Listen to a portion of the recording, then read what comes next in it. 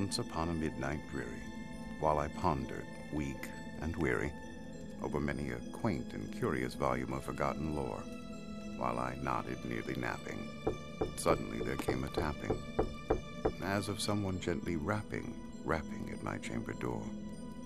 "'Tis some visitor," I muttered, tapping at my chamber door, only this, nothing more.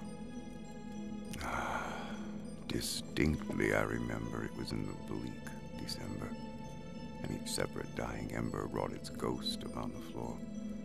Eagerly I wished the morrow, vainly I had sought to borrow from my books surcease of sorrow, sorrow for the lost Lenore, for the rare and radiant maiden whom the angels name Lenore, nameless here forevermore. And the silken, sad, uncertain rustling of each purple curtain thrilled me, filled me with a fantastic terrors never felt before, so that now, to still the beating of my heart, I stood repeating, "'Tis some visitor entreating entrance at my chamber door, some late visitor entreating entrance at my chamber door. This it is, and nothing more." Presently, my soul grew stronger, hesitating then no longer. "Sir," said I, "or madam, truly your forgiveness I implore. But the fact is, I was napping, and so gently you came rapping, and so faintly you came tapping at my chamber door, that I scarce was sure I heard you. Here I opened wide the door. Darkness there, and nothing more.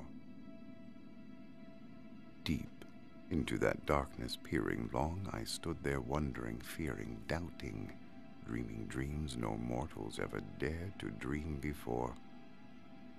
But the silence was unbroken, and the stillness gave no token, and the only word there spoken was the whispered word, "Lenore?" This I whispered, and an echo murmured back the word, "Lenore?"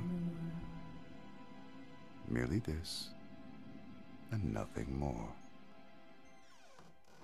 Back into the chamber turning, all my soul within me burning, soon again I heard the tapping, something louder than before. "Surely," said I, "surely that is something at my window lattice. Let me see, then, what thereat is, and this mystery explore. Let my heart be still a moment, and this mystery explore. 'Tis the wind, and nothing more." Open here I flung the shutter, when with many a flirt and flutter in there stepped a stately raven of the saintly days of yore. Not the least obeisance made he, not a minute stopped or stayed he, but with mien of lord or lady perched above my chamber door, perched upon a bust of Pallas just above my chamber door, perched and sat, and nothing more. Then this ebony bird beguiling my sad fancy into smiling, by the grave and stern decorum of the countenance it wore. "Though thy crest be shorn and shaven, thou," I said, "art sure no craven, ghastly grim and ancient raven wandering from the nightly shore. Tell me what thy lordly name is on the night's Plutonian shore." Quoth the raven, "Nevermore." Much I marveled this ungainly fowl to hear discourse so plainly, though its answer little meaning, little relevancy bore. For we cannot help agreeing that no living human being ever yet was blessed with seeing bird above his chamber door, bird or beast upon the sculptured bust above his chamber door, with such a name as Nevermore. But the raven, sitting lonely on that pallid bust, spoke only that one word, as if his soul in that one word he did outpour. Nothing farther than he uttered, not a feather than he fluttered, till I scarcely more than muttered, "Other friends have flown before. On the morrow he will leave me, as my hopes have flown before. Then the bird said, nevermore. Startled at the stillness broken by reply so aptly spoken, doubtless, said I, what it utters is its only stock and store, caught from some unhappy master whom unmerciful disaster followed fast and followed faster, till his songs one burden bore, till the dirges of his hope that melancholy burden bore of never, nevermore. But the raven still beguiling all my sad soul into smiling, straight I wheeled a cushioned seat in front of bird and bust and door.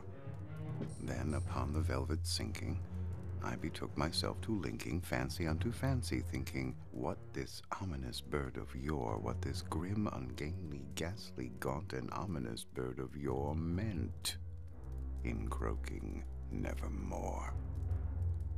This I sat engaged in guessing, but no syllable expressing, to the fowl whose fiery eyes now burned into my bosom's core.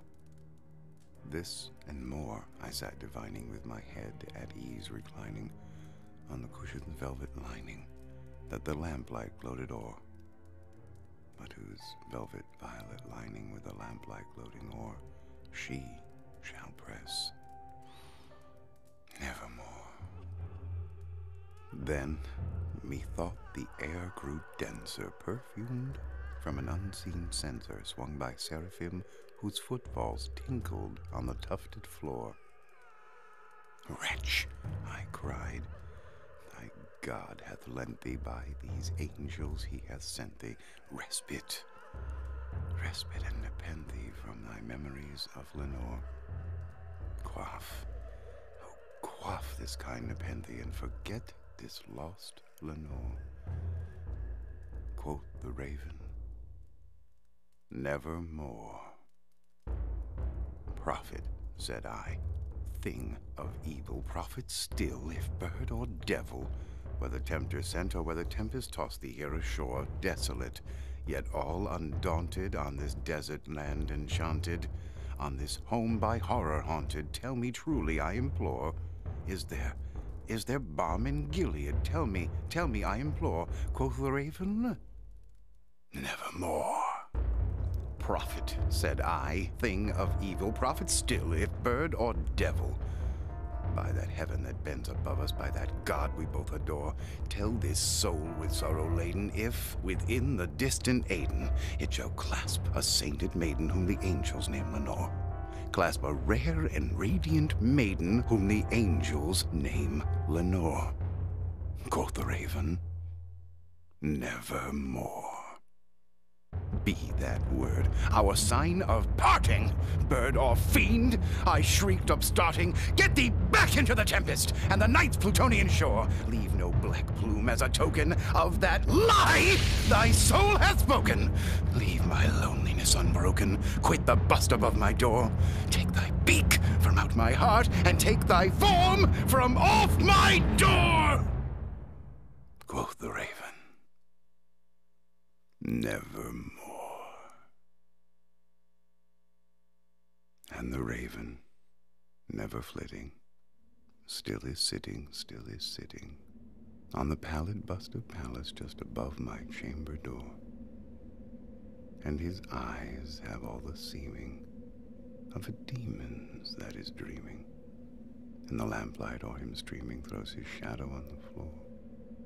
And my soul from out that shadow that lies floating on the floor shall be lifted nevermore.